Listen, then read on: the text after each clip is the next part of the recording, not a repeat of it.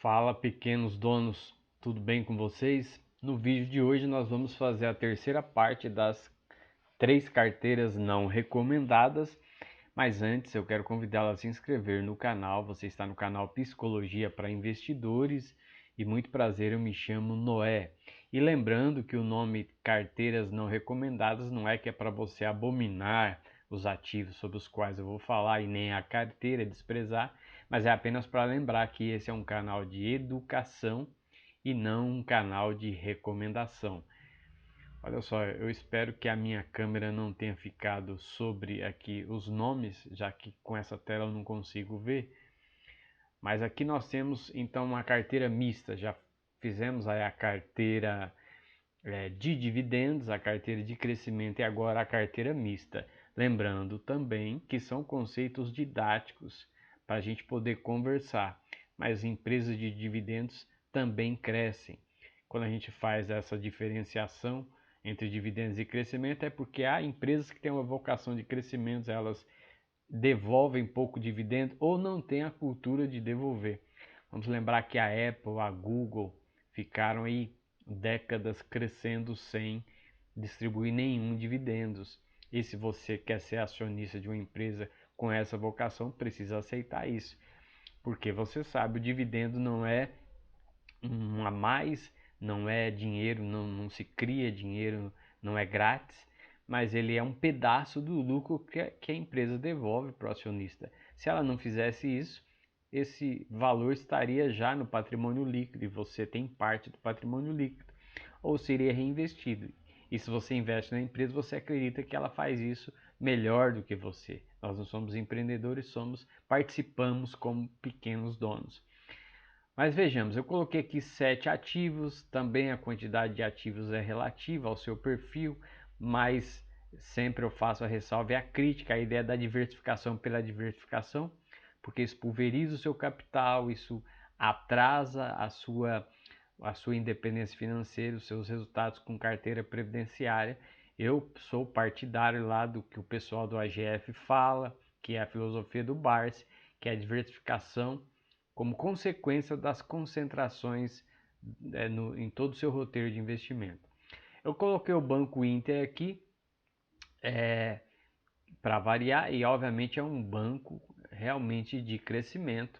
Se você imaginar toda a população brasileira que existe uma grande parte para ser bancarizada, que ainda não faz por questões burocráticas, de tarifas e de estarem na informalidade, o Banco Inter ele pega essa fatia, pega também a fatia dos bancos tradicionais, até que esses também, claro que eles já estão de olho nisso, eles vão passar por uma transição, eles podem se digitalizar em 100% a qualquer momento.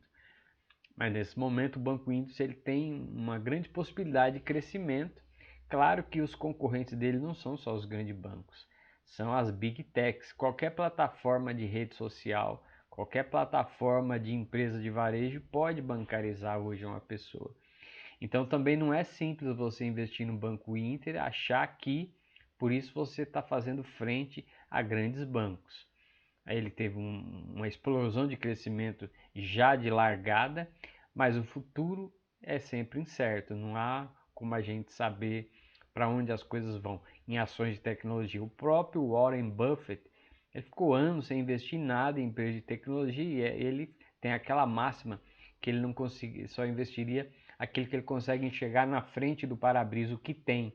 E com tecnologia não há como enxergar. Né? E as disrupções estão cada vez mais rápidas. Realmente não é fácil. Demorou anos para ele, por exemplo, começar a investir na Apple, que já é um negócio consolidado. Aqui eu coloquei que ele cresceu meio vez em um ano, porque ele é novo. Na bolsa você não tem um histórico para avaliar, porque a minha meta aqui nessa tabela foi colocar 10 anos e não temos esse histórico para avaliar. E claro que depende também de qual foi o momento de entrada que a pessoa fez no banco. O crescimento em meses ele multiplicou por 3, 4. Tudo depende de que momento a pessoa entra. Ninguém sabe qual é o momento certo de entrar, mas tem como a gente saber no momento em que a gente tiver se a empresa está cara ou barata. A segunda ação que eu coloquei aí foi a Hypera, né, que trabalha com...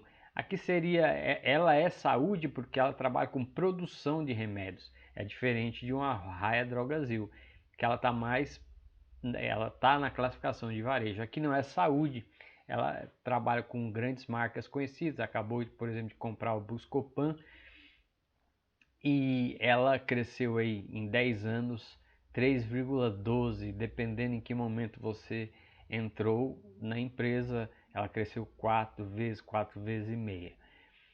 É um setor interessante, a questão da saúde, a população envelhecendo e ela trabalha com uma coisa interessante que é a produção, criação de novos remédios, pesquisa de remédios, e ela tem uma grande consistência em termos de recorrência de valores, é uma empresa bastante interessante.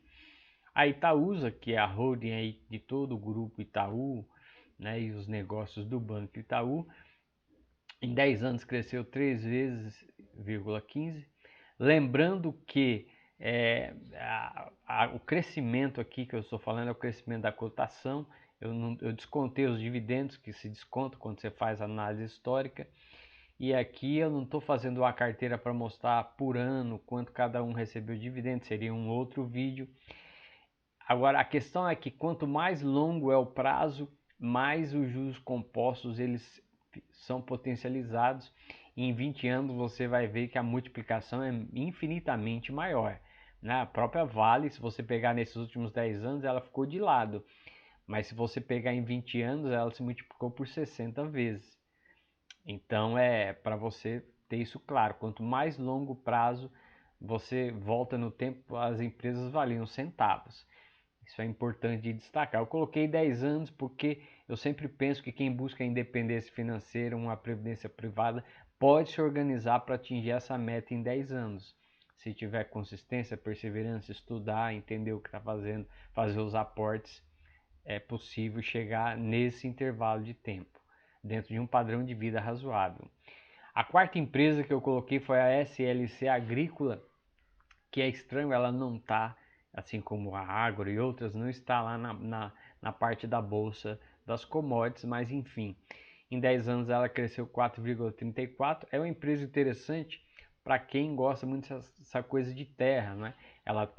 Ela compra terras e planta algodão, planta o algodão que eu me lembro agora, para não ficar chutando outros, mas por exemplo, algodão e mais 2 ou 3 produtos. Então, essa é a vocação dela. Ela compra a terra, planta e com essa colheita ela exporta, ela vende.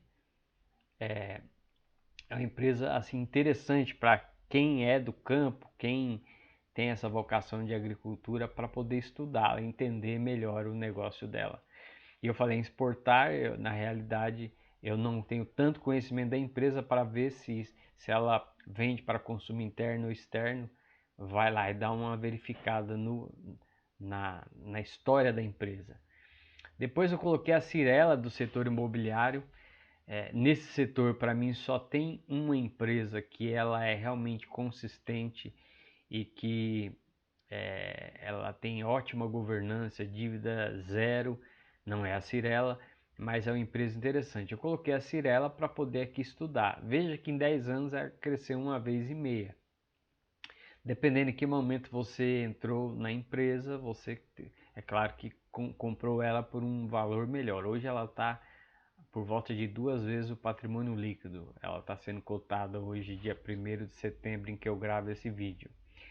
Eu coloquei uma empresa de crescimento, mas a Cyrela, mas é complicado porque o setor de construção ele tem alguns booms e depois períodos que fica de lado e aliás que cai muito em momentos de crise. É importante você ter isso claro na hora de investir. A Klabin, que é do setor aí de celulose, mas é um setor mais, na minha opinião, mais interessante do que a Suzano, porque ela trabalha com embalagens, aí ela tem um grande valor agregado. É uma empresa verticalizada, ela vai desde as mudas, o plantio da madeira, a transformação em papel e a transformação em embalagem. Em 10 anos ela cresceu quase 7 vezes. É uma empresa que eu quero me dedicar a entender melhor como que ela funciona, como entrar, em que momento entrar nela para comprar os papéis, porque eu consigo fazer isso bem com várias empresas, mas na Klabin eu confesso que eu não sei.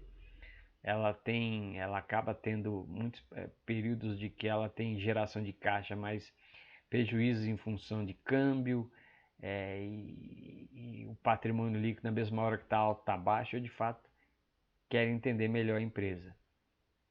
E aqui por último a Alupar, que é uma transmissora de energia que nos últimos 3 anos, que é o que eu consegui de histórico, cresceu 1,5 vezes. Bom, se você não viu os 2 vídeos anteriores, a carteira de dividendos e a carteira de crescimento, procure aqui no canal Psicologia para Investidores. Eu vou ficando por aqui, convidando você a se inscrever mais uma vez no canal. E um grande abraço e até a próxima.